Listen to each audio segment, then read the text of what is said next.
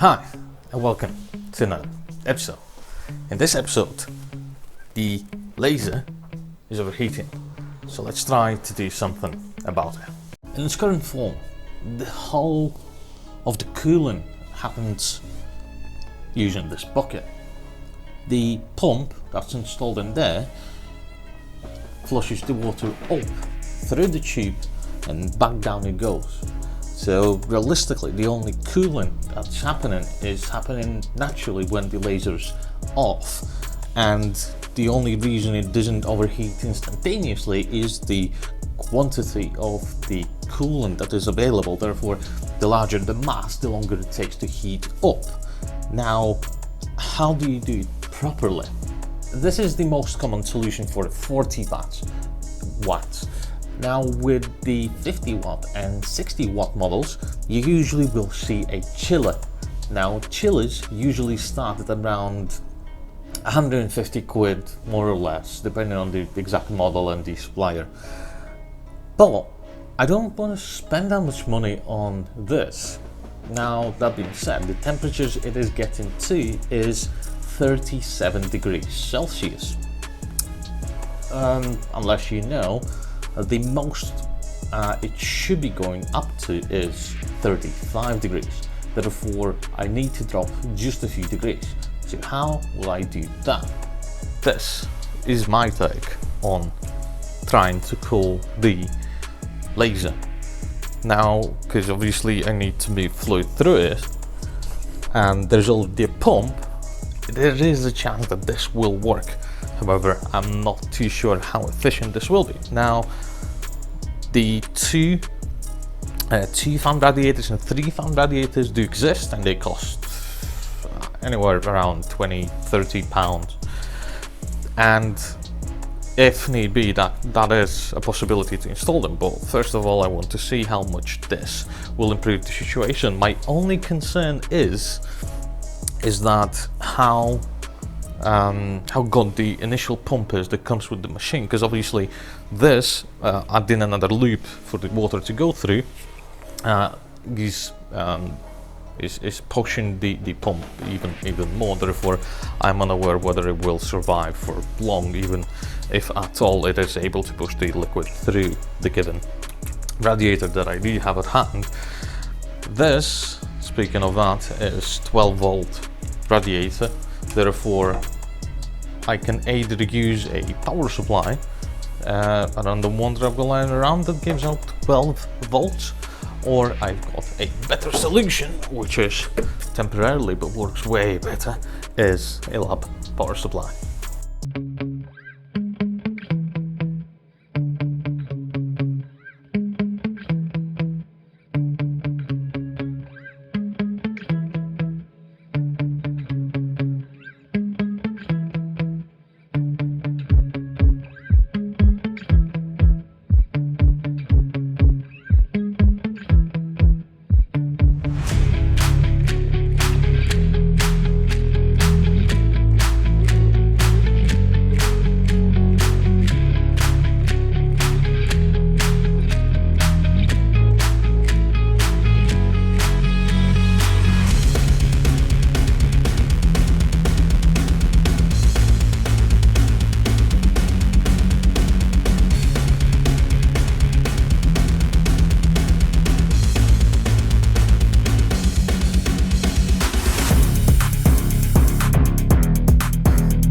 The pump is on, the liquid has come through, the bubbles are now all the way there.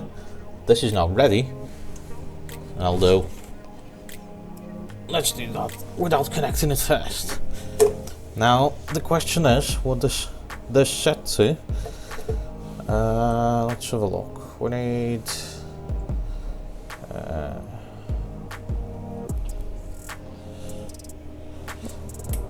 12 volts.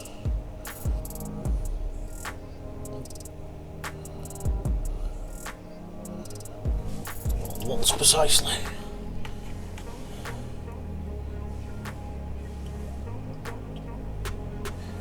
Have I already sold you?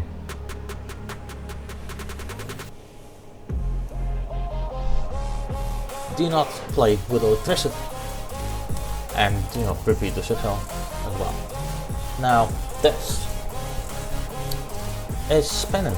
There appears to be no leaks, and let's see how good it will cook. Now this is nowhere near being proper scientific and everything. I don't have the exact ideal conditions, and neither I can replicate the time it was overheating, but I can obviously give it the same load that it was given it beforehand and see what temperatures does it reach this time.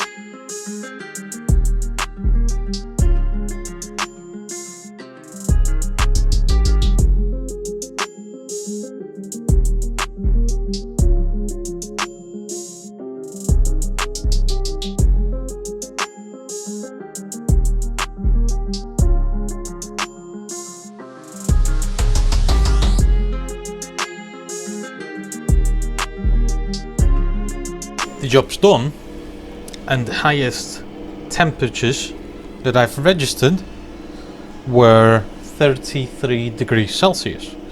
Now, whether it is due to different conditions from what conditions were before, or whether this is as a result of the fan that's now cooling the water, is yet to be seen. But as far as I'm concerned, the little issue, by the way, with the leaking is predicted, or was predicted rather, because obviously it's not the tightest of the seals and so on. It's not components from the same systems that are meant to go together. It's just something that I just put together, and therefore that will need some extra work. But obviously, as I've said, that was predicted. Now, as far as the whole system, I feel that it will probably do, and obviously, as I haven't purchased any additional items, all I need to do is hardwire in a power supply, obviously, to get everything tight, sealed, and working. So hopefully you've enjoyed this episode, and I'll see you in the next one.